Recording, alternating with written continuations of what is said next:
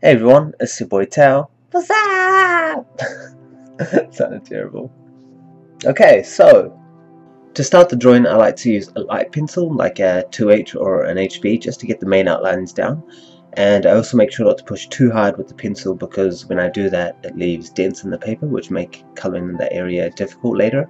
Kind of like when you put a coin underneath a piece of paper and you scratch over the top with a pen. Yeah. Now at this stage I'm not worried at all about making anything perfect. I'm just more focused on getting the right proportions down and trying to get an overall feel for how it's going to look. I feel like it's best to start any piece of art by accepting that there isn't really a right or wrong way to go about it and that there's nothing to lose, so why should the idea of making mistakes matter? Sweet, now that I've got into the colouring stage, I like to use Prismacolor Premieres. They pretty much have this wax type of feel to them that I find great for blending, and I like to start by laying down the lightest colour first and building over in layers.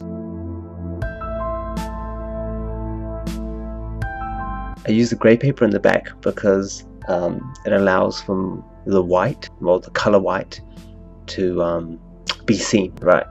So by putting the darker colour obviously behind it, then it helps enhance any light colors that you put in front of it. So whenever you can, like a good tip is just to work on any off-white paper. Like, you know how you get those coffee stain type of papers, like a beige color or even this type of gray. Yeah, when you do that, it makes a huge difference because then it opens up a whole new, well, it opens up just one color, like white, but it also adds more like value to your lighter tones. I don't know if that's the correct terminology, but you get what I mean. Like, imagine if I did this on white paper and I used a white pencil. I don't think you'd see it. Yeah, that's another big part about always trying to put it in the background using a coloring pencil. Well, when it comes to drawing, well, the way I learned was pretty much just staring at things. Oh, that sounds weird when I say it, but just either watching other people do what they did. Like if there was a YouTube video of a drawing I liked, then I would find like a time-lapse drawing, and I would just pause it at different stages of the video and I would just try to imitate what the artist had up. And I mean, lots of people think that they can't draw, or like, you know, you ask people about, or when you tell them that you can draw, then sometimes they say, man, I wish I could do that. And then my immediate response is like, you know, in my head I'm like, you can. I'm a firm believer in anyone can pretty much do anything that they really put their mind to, and I guess it's just willing to put in the hours. Yeah, it's about practicing a lot and not trying to be caught up on having this finished product. And well, everyone starts somewhere, and it's like, you start, that's great, now what are you going to do to keep on going? You gotta, don't give up, basically. You just keep at it. And I mean, we live in this age where there's an abundance of information. There's videos of how to learn new skills, and it's all there. It's more of just what you want to invest your time in doing. So you can do it. Well, anyone can do it. Video kind of straight there. Well, back to Ichigo. I'm a huge fan of manga and anime. I would read manga constantly, and it would like take me away. So it put me in all these different universes, and I'd read all these great stories. And I'd like to think that it broadened my imagination that way. I think it also helped me to learn to draw, and it taught me a lot about people.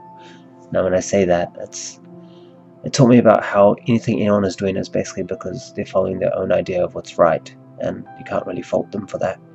There'd be plenty of villains in the mangas which I would dislike, but then I would later come to realize that I only disliked them because I was able to understand the intent behind their actions, why they did what they did.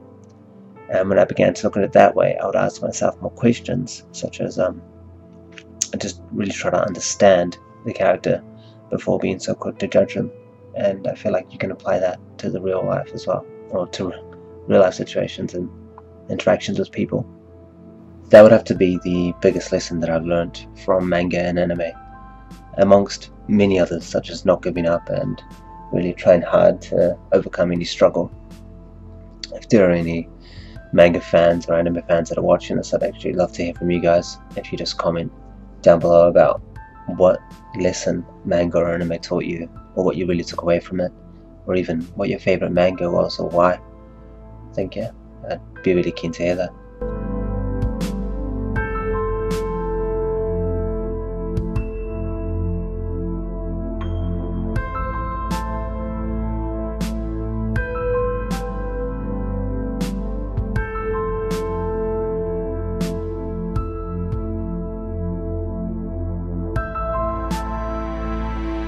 a tip, yeah, actually it's a good tip. I was thinking about this while I was drawing it, was